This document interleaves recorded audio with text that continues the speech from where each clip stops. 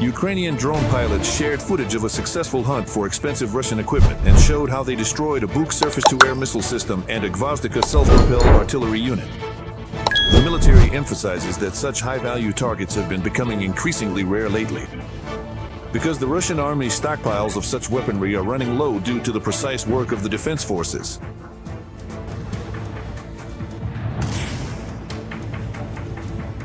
Something's coming. Faster, get out. Something's coming. Ukrainian artillerymen are now sharing how not to become a target for enemy drones themselves. When we're near the howitzer, you know yourself. When it goes boom, you can't hear anything. But the Russians can see and hear. They're the first to open fire. That's why the artillery crew fired a few shots near the front line in the Kharkiv region and quickly pulled back. But the soldiers say they never go out to their positions without cover. A mobile firing unit goes out as security. They protect us from drones, both attack and reconnaissance types, but mostly from attack drones. Besides the help from friendly units, each gun also has its own fire teams with shotguns.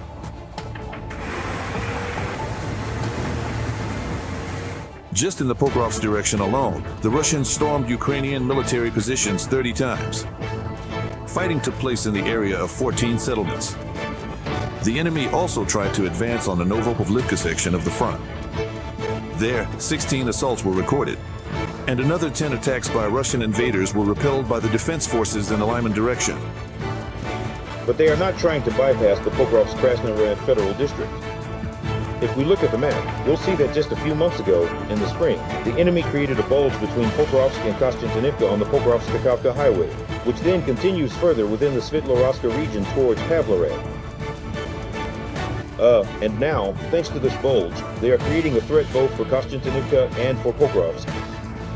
Compared to the east, where the enemy has thrown its main reserves, the southern section of the front is relatively quiet, say military experts, who interpret this as the Russian army's inability to form two groups capable of conducting a strategic offensive simultaneously. However, they note that the Ukrainian military command is keeping the threatening direction of the front under special control. In particular, they have not ignored the increased activity of the occupiers in the Zaporizhia direction.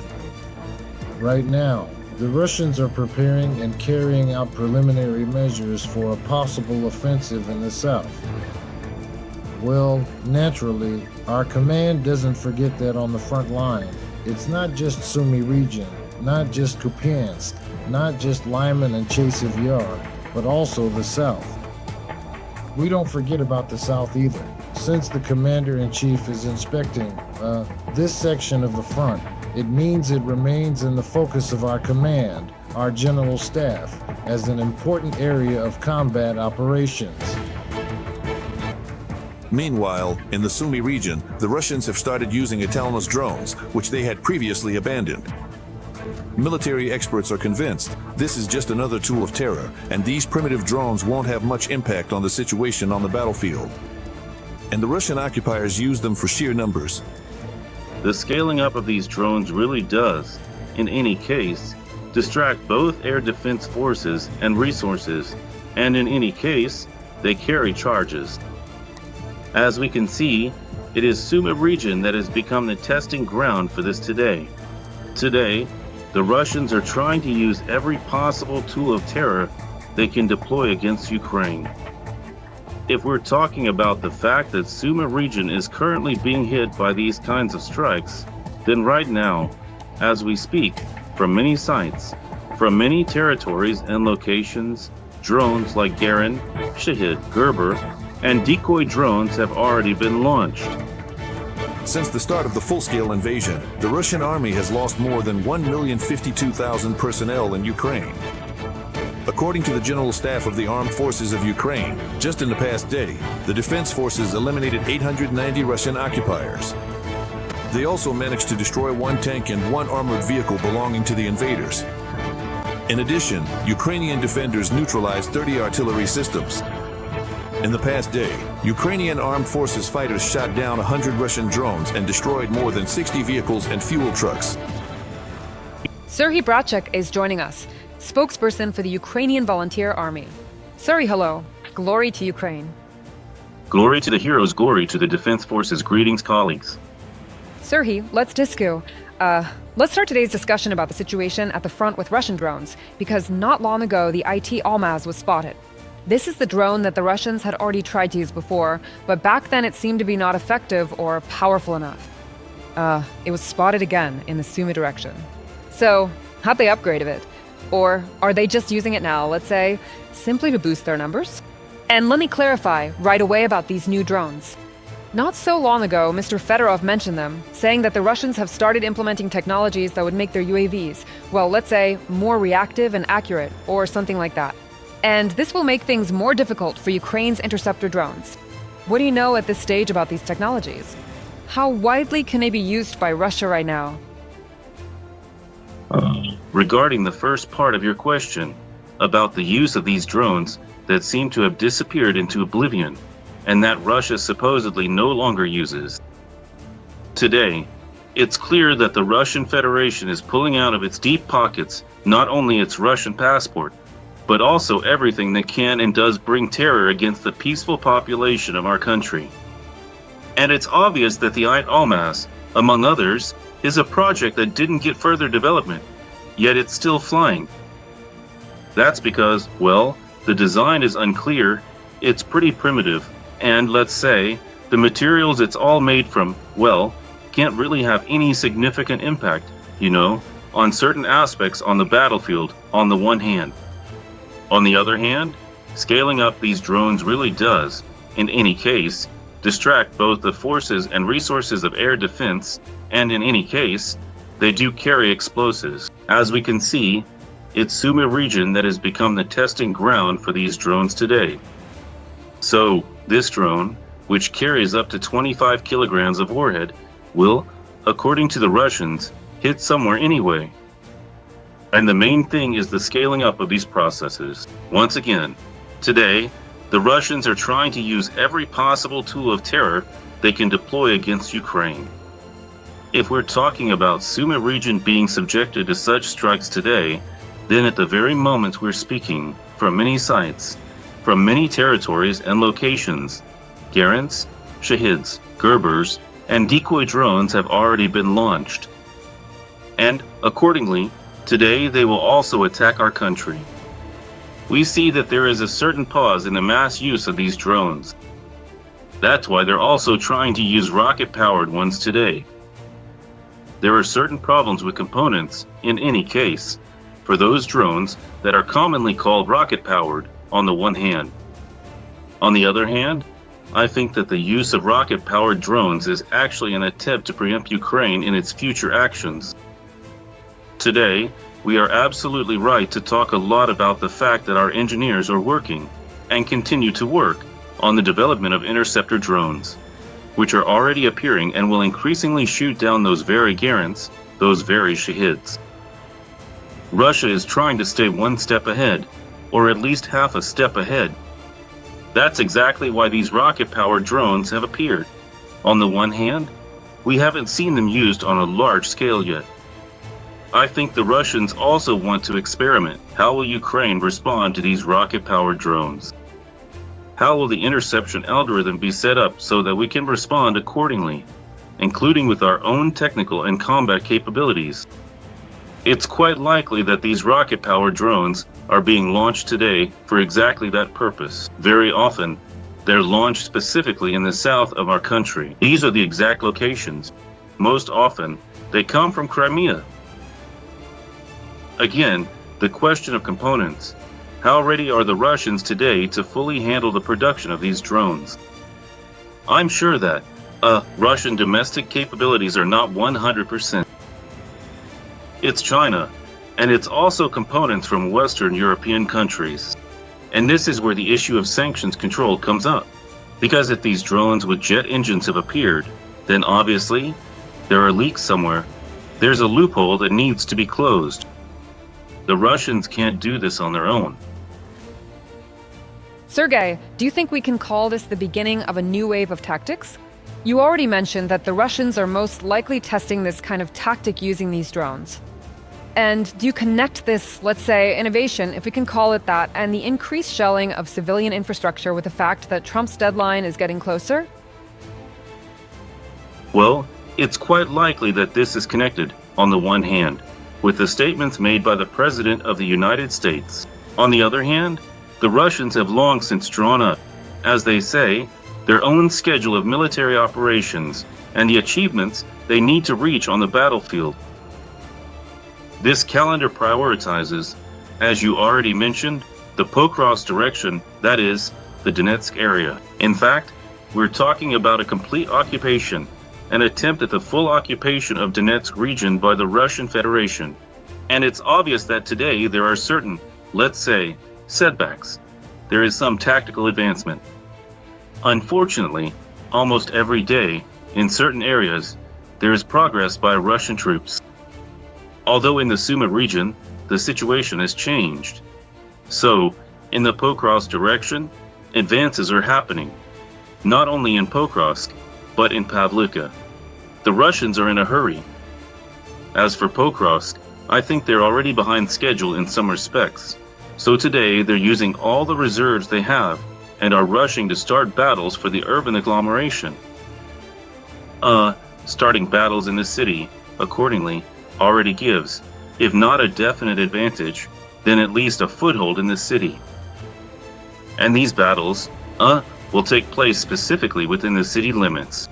Driving the enemy out of there is, well, still a bit harder than it is today. In any case, we see that the command of Ukraine's defense forces understands this situation, an extremely difficult, perhaps even nearly critical one, very well.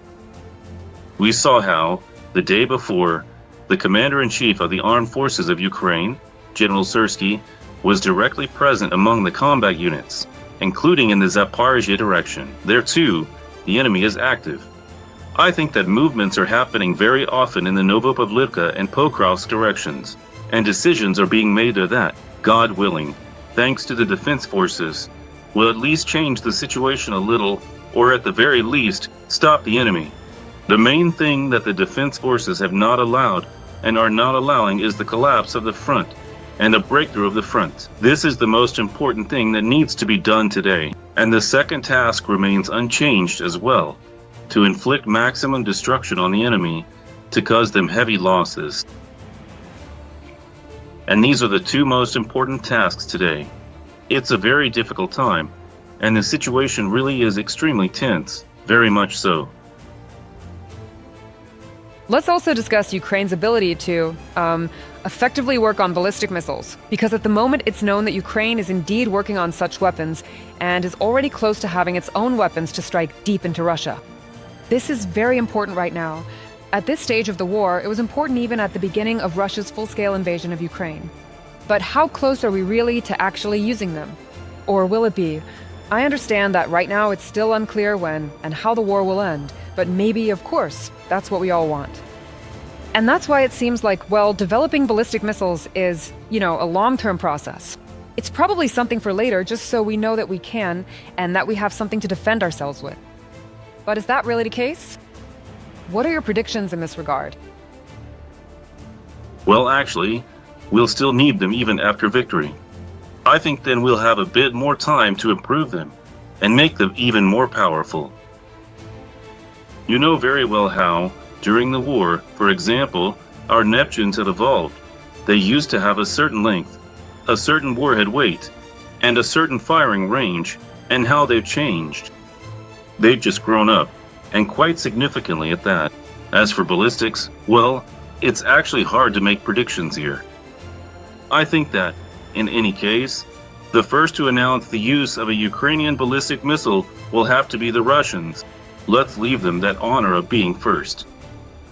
Let them be the ones to talk about it, maybe even shout about it, and let it be, for example, an exclusive for your TV channel. I don't think anyone else will mind. The main thing is that it should be a Ukrainian ballistic missile.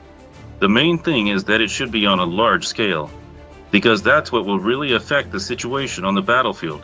Since these will be strikes on Russian territory, it will mean the destruction of Russian infrastructure and Russian logistics.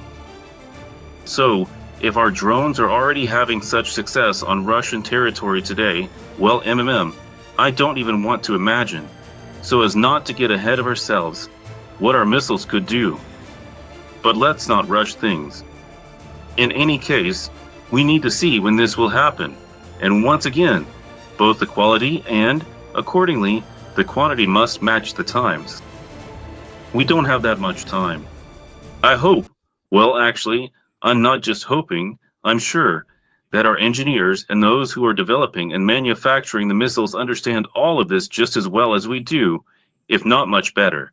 So, we hope to soon hear Russians shouting, Ukrainian ballistics incoming.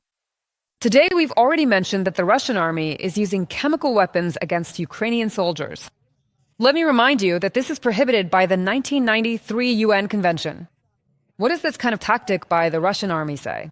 Unfortunately, there are no conventions that would ban the existence of the Russian Federation. I think that after the victory, this situation needs to be corrected by some kind of renewed United Nations, because we see that the use of chemical weapons has become not just some rare occurrence, but today it is a regular practice of using this prohibited weapon by the Russian Federation. And we see that such cases are becoming more and more frequent. Russia is not just experimenting here. Russia is not just trying to intimidate our soldiers. In some locations, Russia is actually trying to achieve certain objectives this way. First and foremost, to force our soldiers to abandon their positions, and also to exert psychological pressure on our guys, on our brothers in arms, who are stationed at various locations. And we can see that this has really become, well, a frontline weapon that's being used, and honestly, the Russians couldn't care less about Trump or all of Europe when it comes to using chemical agents. I think this is something that should also be reported immediately to the President of the United States. I think he is an emotional and responsible person, and at his mature age, he fully understands what the use of chemical weapons means. That's why I believe the response, including from the United States, will be immediate and very serious, just like that of the European Union. So, unfortunately, such incidents do occur. Well, what can you do about it? The only option is to destroy the Russian army. That's it. There's really no effective way to truly counter this extremely dangerous chemical weapon. Is there at all? It's possible if we return again to Ukrainian ballistics. At least a few strikes by Ukrainian missiles on a chemical weapons depot on Russian territory. Subscribe to UATV English and stay updated on the most important events, top news from Ukraine and all over the world, in-depth analysis, exclusive reports and interviews, all on hand in our channel. Join our community of viewers and stay tuned.